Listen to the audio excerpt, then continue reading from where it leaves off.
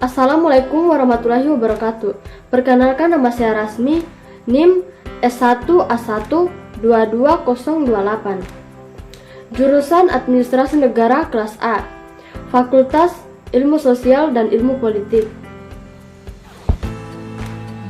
Di video kali ini saya akan membahas sifat dan ruang lingkup ilmu politik. Yang pertama, saya akan membahas sifat ilmu politik.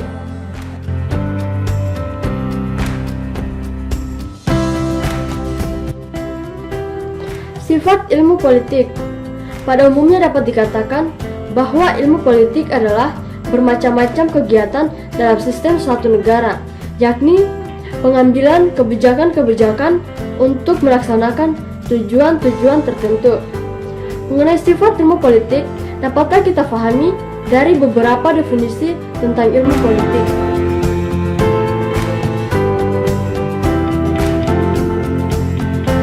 Yang pertama, Roger F. Soltau dalam Introduction to Politics berpendapat bahwa ilmu politik mempelajari negara, tujuan-tujuan negara, dan lembaga-lembaga negara yang akan melaksanakan tujuan-tujuan itu, hubungan antara negara dengan warga negaranya, serta dengan negara-negara lain. Yang kedua, Profesor Mr. Muhammad Yamin mengemukakan bahwa ilmu politik memusatkan tujuannya kepada masalah kekuasaan dan bagaimana jalannya tenaga kekuasaan dalam masyarakat dan susunan negara. Ilmu politik dengan sendirinya membahas dan mempersoalkan pembinaan negara dengan masyarakat atau kekuasaan.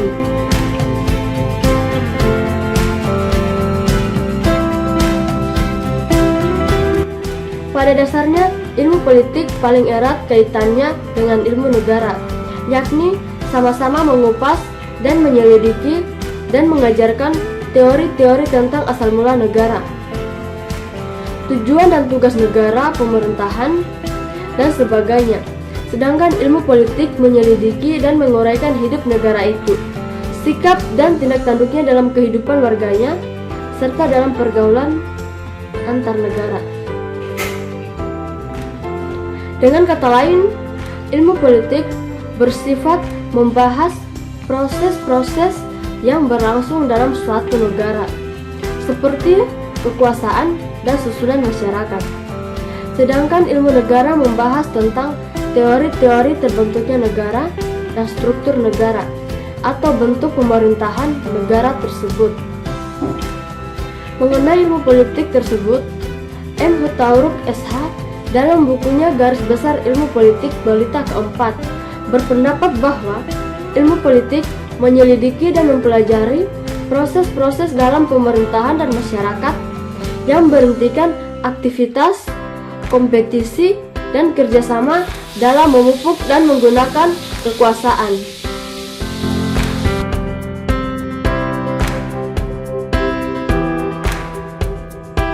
Dari beberapa definisi tersebut, maka dapat dirumuskan sifat ilmu politik tersebut.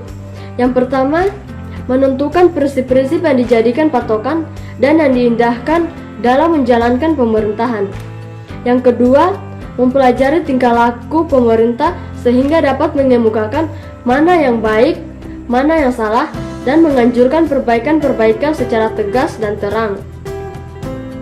Yang ketiga, mempelajari tingkah laku politik warga negara itu, baik secara pribadi maupun secara kelompok. 4. Mengamat-amati dan menelaah rencana-rencana sosial, kemakmuran, kerjasama internasional, dan sebagainya. Sistem politik bersifat terbuka, yakni terbuka untuk pengaruh dari luar sebagai akibat dari interaksi dengan sistem-sistem lain.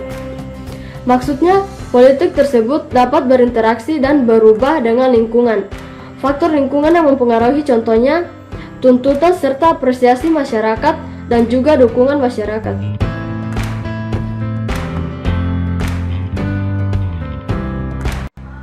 Yang kedua, ruang lingkup ilmu politik.